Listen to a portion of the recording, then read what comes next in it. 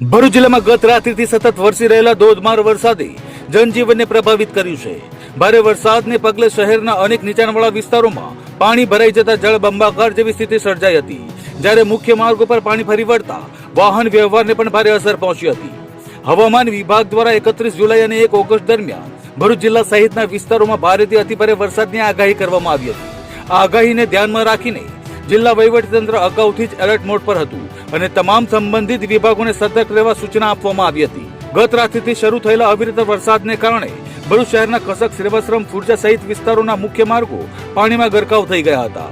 અનેક સ્થળોએ રસ્તાઓ નદીમાં ફેરવાઈ ગયા હોય તેવા દ્રશ્યો સર્જાયા હતા અને ધસમસતું વરસાદી પાણી માર્ગ પર વહેતું જોવા મળ્યું હતું। પાણી ભરાવાને કારણે વાહન ચાલકોને ભારે હાલાકીનો સામનો કરવો પડ્યો હતો। પરિસ્થિતિ ગંભીર બનતા સુરક્ષાના હેતુસર 5 બત્તીથી સેવાસમ તરફનો માર્ગ તાત્કાલિક બંધ કરવાની ફરજ પડી હતી।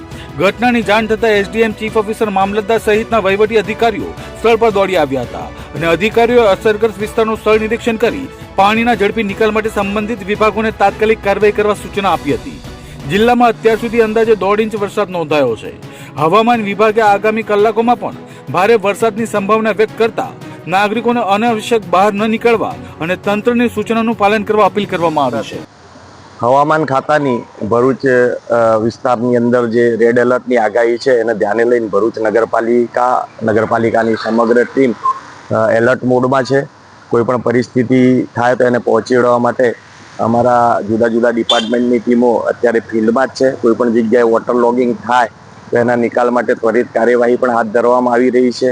એ સિવાય વધારે વરસાદ થાય અને લોકોને જો સ્થળાંતર કરવાનો કે એવો કોઈ પ્રશ્ન ઊભો થાય તો એના માટે નગરપાલિકાએ જે શેલ્ટર હોમને એ નક્કી કરી રાખેલા છે, શેલ્ટર હોમો પણ બપોર પછીથી ખુલ્લા રાખવામાં આવશે અને કોઈ પણ તાકીદની એવી કોઈ પરિસ્થિતિ આવે એનામાં પહોંચી વળવા માટે અમારી સંપૂર્ણ તૈયારી છે।